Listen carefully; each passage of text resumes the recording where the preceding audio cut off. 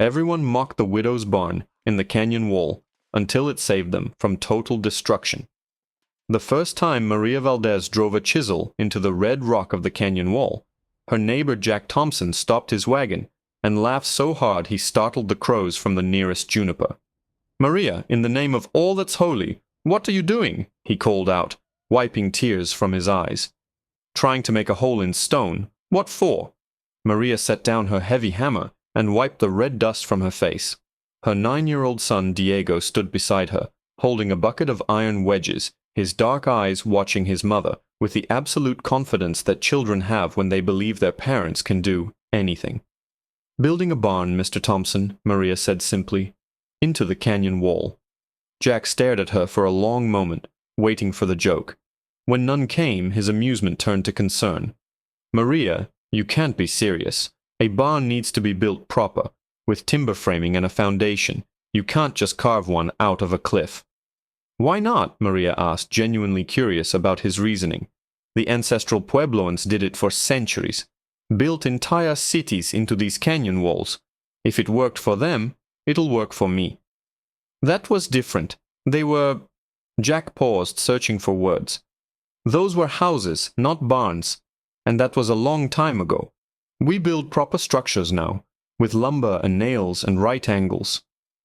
"Lumber that costs money I don't have," Maria said quietly. "And proper structures that burn in wildfires or wash away in flash floods. The canyon wall doesn't burn, Mr. Thompson, and it won't wash away." Jack shook his head, climbing back into his wagon. "You're wasting your time, Maria, and making yourself look foolish. When winter comes and you've got no barn for your animals, don't say I didn't warn you." He rode off, but Maria could hear him laughing all the way down the canyon. That was in August of 1923 in New Mexico, in a land where red canyons cut into plateaus, and water was more precious than gold. Maria had come here 3 years earlier with her husband Carlos and young Diego, seeking a better life. They'd filed a homestead claim on 160 acres in a remote canyon where a small spring provided year-round water, a rarity and treasure in this arid country. The land was beautiful but harsh. Red sandstone cliffs rose on 3 sides, with the canyon opening to the south. The spring emerged from the eastern cliff face, creating a small creek that supported cottonwood trees and good grass for livestock. It was isolated. The nearest neighbors were 3 miles away, but Carlos had seen the potential. Then, 8 months ago, Carlos had been killed. He'd been working on road construction 20 miles from home when a dynamite blast went off early. Maria suddenly found herself alone in the wilderness with a 9-year-old son, 6 cows, 20 chickens, 3 goats, 1 aging mule, and no barn. Carlos had planned to build a barn that spring. He'd even started cutting timber from the pine forest 15 miles north, hauling it down in the wagon. But he'd only managed 4 loads before the accident, and Maria knew it was catastrophically insufficient for a proper barn. Buying additional lumber would cost money she didn't have, and she lacked both the skill and strength to cut and haul timber herself. She'd spent weeks trying to figure out what to do. The animals needed shelter for the coming winter. The makeshift lean-to she'd constructed from scrap wood and canvas wouldn't protect them from the harsh cold and torrential rains that could hit this high country. Then one evening, standing by the creek and watching the setting sun paint the canyon walls crimson and gold, she saw it. On the western canyon wall, directly across from their cabin, was a natural alcove, a recess about 20 feet deep, 40 feet wide, and 15 feet high. Large enough for a decent-sized barn. The overhang would provide a natural roof. She would only need to build a front wall to enclose the space, and perhaps some interior dividers for stalls. It would require different skills than conventional construction, but Maria was resourceful.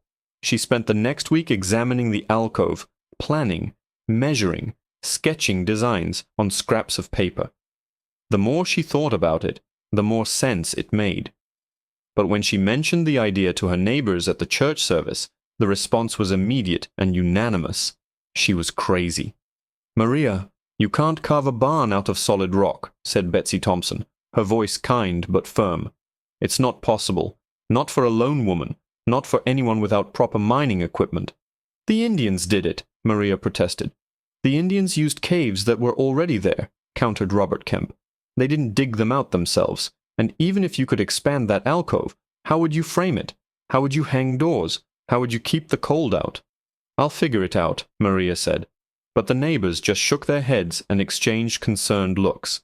By the end of the evening, she'd overheard them whispering, "Poor Maria. Grief has affected her mind. Someone should talk to her about selling the claim before she and that boy get killed." Maria left the service early, taking Diego home in their wagon, her jaw set with determination. She started work the next morning. The work began before true dawn. Maria woke to the first rays of sun breaking through the window of their small cabin. Diego was still asleep, curled under his blanket, his dark hair tousled on the pillow. She rose quietly, built a fire in the stove, and made oatmeal. "Diego," she called softly, "wake up, son. We have work to do." The boy opened his eyes and immediately jumped up, infected by his mother's determination. He dressed quickly, ate breakfast in silence, his eyes burning with anticipation. "Are we starting today, Mama? Starting to build the barn in the rock?" "We're starting," Maria confirmed, gathering tools, hammers, chisels, wedges, ropes. The alcove itself didn't need much excavation. Centuries of wind and water had already done most of the work, creating a deep recess in the soft sandstone. But the floor was uneven, cluttered with fallen rocks and debris, and the back wall needed smoothing in places. Additionally, Maria needed to create anchor points for the beams that would support the front wall. Maria began by clearing the space, hauling out rocks and debris in a wheelbarrow she'd borrowed from the Thompsons in exchange for a promise to help with harvest in the fall. Diego helped, carrying smaller rocks in a bucket, his young arms straining, but his spirit willing. They worked together every day from dawn until the heat became unbearable, then resumed in the late afternoon until dark. The real challenge was creating anchor points in the sandstone for the timber framing. She needed to secure heavy beams across the alcove opening to support the front wall and door. This required drilling deep holes into the rock. Hard, slow work, with the tools available in 1923. Maria used a star drill, a tool that had been used for centuries to bore holes in stone. It was a steel rod about 18 inches long with a star-shaped cutting tip. The process was brutally simple. Position the drill against the rock. Strike it with a sledgehammer. Rotate it a quarter turn. Strike again. Rotate. Strike.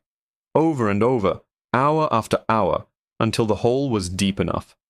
Each hole took days to drill. Maria's hands blistered, then calloused. Her shoulders ached constantly, but she persisted, drilling holes at strategic points where she would anchor the main support beams. Diego helped by clearing away the rock dust with a brush, keeping the drill hole clean so Maria could see her progress. He also learned to hold the drill steady while she hammered, though Maria only allowed this for shallower holes where a slipped hammer blow wouldn't cause serious injury. "Tell me again why we're doing this, Mama," Diego would ask during water breaks, sitting in the shade of the cottonwoods. "Because we need a barn to protect our animals through winter," Maria would explain.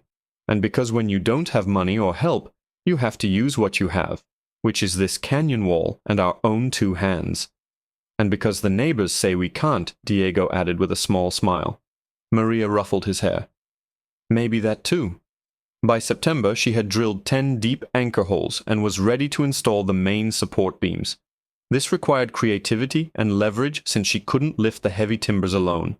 She rigged a pulley system using rope and block and tackle, anchoring it to a sturdy cottonwood tree. With Diego helping to pull the rope, she managed to raise each beam into position, one end at a time, walking it up the rock face inch by inch. The beams were from the precious timber Carlos had cut. Massive ponderosa pine logs, roughly squared with a broadex, each one representing days of his labor. Maria felt his presence as she worked with them, could almost hear his voice guiding her. "That's it. Steady now. Make sure it's level before you secure it." She carved wooden wedges that fit into the drilled holes, then drove the beams into position, the wedges swelling with moisture to hold everything tight. It was the same technique ancient shipwrights had used, and frontier builders still employed when metal fasteners were too expensive or unavailable. Each wedge had to be precisely shaped. Too loose, and the beam would pull free. Too tight, and the wood might split the rock.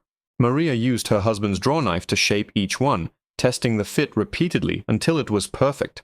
The work was meticulous and time-consuming, but there was no room for error. These beams would bear the entire weight of the front wall and door, and they had to hold for years through countless cycles of heat and cold, expansion and contraction. The beams created a framework across the alcove opening. Next came the front wall, which Maria built using a combination of remaining timber for framing and red sandstone blocks she quarried from a softer section of the canyon wall downstream. She'd watched Carlos repair their cabin's stone foundation and remembered the basics of masonry. Working stone was different from working wood. You had to read the grain of the rock, understand where it wanted to split, use its natural planes to your advantage. Maria used a simple steel chisel and hammer to split sandstone blocks, then shaped them with a mason's hammer. The front wall rose slowly through October. Maria laid courses of stone, mixing mortar from sand, lime, and water. The lime came from burning limestone rocks she found in a dry wash, another ancient technique still used on the frontier. She built a small kiln from rocks, stacked limestone inside, built a hot fire, and maintained it for 2 days until the limestone transformed into quicklime. Mixed with water and sand, it created serviceable mortar. Diego helped mix mortar, carefully measuring proportions as his mother had taught him. 3 parts sand to 1 part lime, with enough water to make it workable but not soupy. His small hands weren't strong enough for heavy lifting, but he could keep the mortar consistent and bring his mother the right-sized stones when she called for them. The wall didn't need to be solid. Maria left spaces for windows to let in light and air. She framed these openings with timber and later covered them with oiled canvas that could be rolled down in bad weather. For the door, she used the widest planks from Carlos's timber pile, joining them with zed braces made from smaller boards. The hinges were a problem. Metal hinges cost money. Instead, Maria carved wooden pintles and gudgeons, traditional wooden hinges that worked perfectly well if made properly. The door hung on 3 sets of these wooden hinges, each one carefully shaped and positioned. Inside the alcove, Maria used more quarried sandstone to build dividers, creating stalls for the cows, a pen for the goats, roosting area for the chickens. She built a loft using a platform of small logs covered with planks, accessible by a ladder. The natural rock ceiling was high enough that she could store a winter's worth of hay without crowding the animals below. The rock floor, once leveled and covered with packed earth and straw, made an excellent base, cool, dry, and easy to clean. Maria dug a shallow drainage channel along one side, sloping slightly so that water and waste could be swept out easily. By early November, the barn was essentially complete. Maria had spent 4 months of hard labor, working dawn to dusk, and the result was unlike any barn her neighbors had ever seen. From the outside, it appeared to be a simple stone wall, built into the canyon face with a wooden door and several canvas-covered windows. But inside it was spacious, well-ventilated, and surprisingly warm. The thermal mass of the surrounding rock helped moderate temperature swings. The neighbors remained skeptical. Betsy Thompson visited in mid-November and walked through the barn with obvious surprise. "Well, I'll admit it's sturdy," she said carefully, "and the animals seem comfortable enough. But Maria, what happens when winter really sets in? That rock will be ice cold. The animals will freeze." "The rock will be warmer than you think," Maria said confidently. "In summer, it stays cool when the air outside is hot. In winter, it holds heat better than wood walls do. The earth is a natural insulator." Betsy looked doubtful but said nothing more. The real test came in late July of the following year. It was monsoon season, when sudden violent rainstorms pounded the New Mexico canyons, turning dry washes into raging torrents in minutes. That year, the monsoons were particularly fierce. Maria woke at 3 in the morning to a sound like an approaching train. But it wasn't a train. It was water. She bolted from bed, grabbed Diego, and ran outside. What she saw froze her blood. Farther up the canyon, maybe 5 miles upstream, the dam of an old reservoir had broken. A wall of water 15 feet high was racing down the canyon, sweeping away everything in its path. Maria could see it in the moonlight, a dark foaming mass carrying trees, rocks, debris. She had maybe 5 minutes. "Diego, run to the barn. Open the door for the animals," she screamed. They ran to the barn built into the rock. Maria threw open the door, and the animals, sensing danger, rushed inside. Cows, goats, chickens, all crowded into the stone shelter. Then Maria saw lights in the neighbors' houses downstream. The Thompsons, the Kemps. They were all in the path of the flash flood. Their wooden houses and barns would be swept away like cardboard boxes. Without thinking, Maria grabbed the old horn Carlos had used for signaling and blew it again and again, a desperate call to alarm. Then she lit a lantern and began waving it, screaming at the top of her lungs. "To the barn! Come to the barn in the rock! Water's coming!" Jack Thompson heard first. He looked out his door, saw the approaching wall of water, and understood. "Betsy! Kids! To Maria's barn! Run!" The neighbors ran through the night, grabbing children, stopping for nothing else. The Thompsons, the Kemps, the Rodriguez family from the neighboring canyon, all ran toward the red cliff where the widow's strange barn stood, the one they'd all mocked. Maria stood at the door, counting heads, pulling people inside. "Faster! It's almost here!" Last to arrive was old Mrs. Rodriguez with her 3-year-old granddaughter in her arms. Maria hauled them inside and slammed the heavy wooden door just as the flash flood hit the canyon. The sound was deafening. The roar of water, the crash of rocks, the grinding of uprooted trees. The entire structure shuddered but held. The rock that had stood for thousands of years didn't yield in one night. Inside the barn, 32 people and all of Maria's animals huddled together. Children cried, women prayed, men stood silent, understanding how close they'd come to death. Diego pressed against his mother. "Mama, our house." "I know, sweetheart," Maria whispered, holding him tight. "But we're alive. That's what matters." The flood raged for 6 hours. When dawn finally broke through the small windows and the sound of water began to subside, Jack Thompson cautiously opened the door. The canyon was unrecognizable. Where houses and barns had stood, there was now only piles of debris and mud. Maria's cabin was completely destroyed. The Thompsons' house, gone. The Kemp's barn, gone. Fields and gardens were buried under yards of silt and rock. But the barn built into the canyon wall stood untouched. The water had flowed around it like a river around a boulder. The rock had protected it. The elevation had protected it. Maria's design, which everyone had called mad, had saved 32 people and all her animals from certain death. Jack Thompson stood in the middle of the devastation, tears running down his mud-covered face. He turned to Maria, who stood at the barn door with Diego clutching her skirt.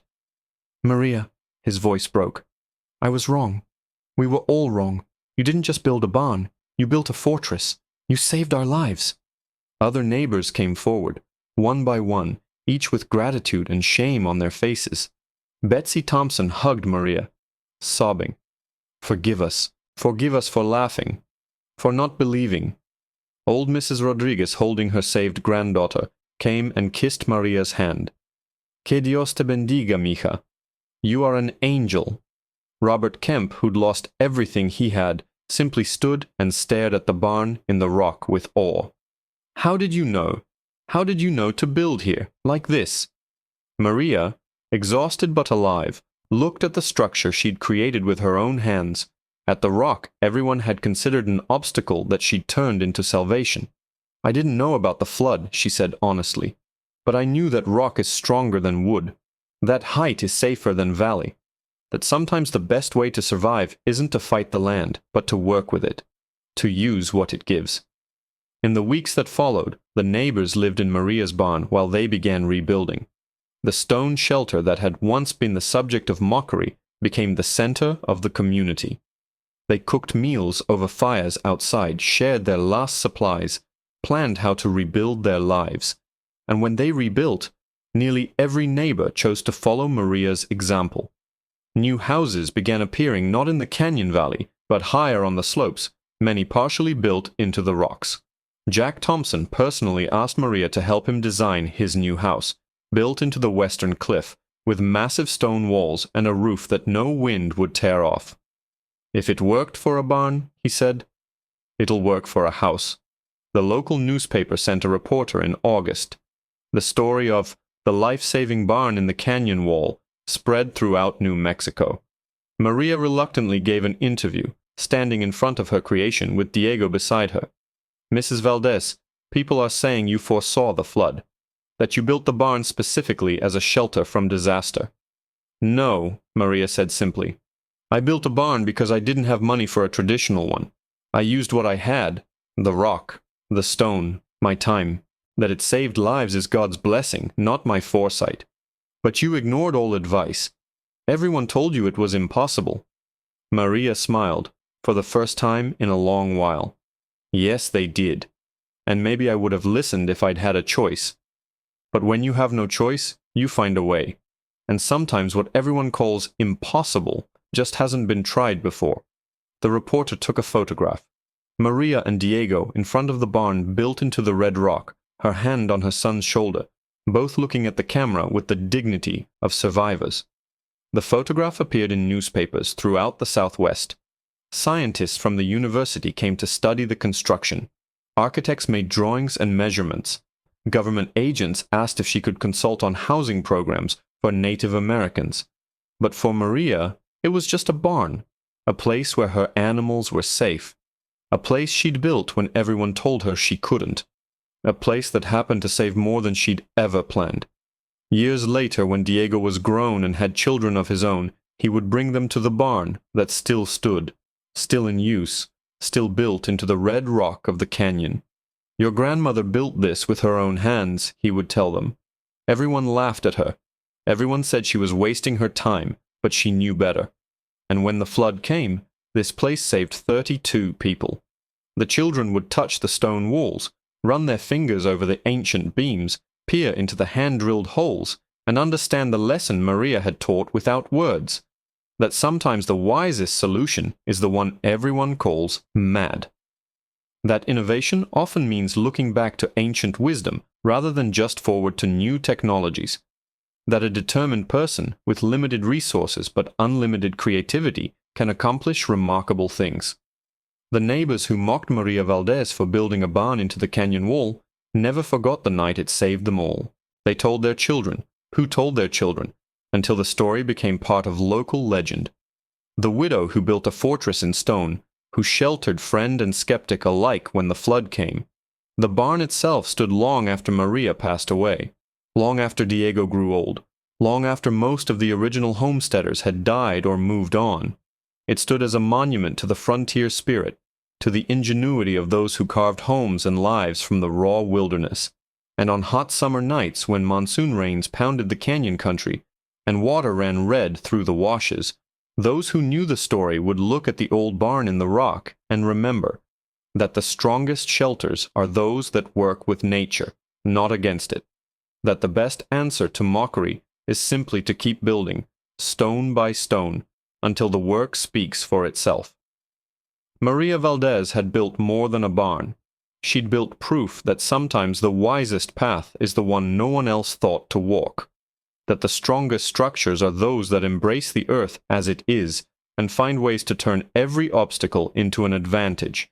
And that a woman with a hammer, a chisel, and an indomitable will can build a miracle.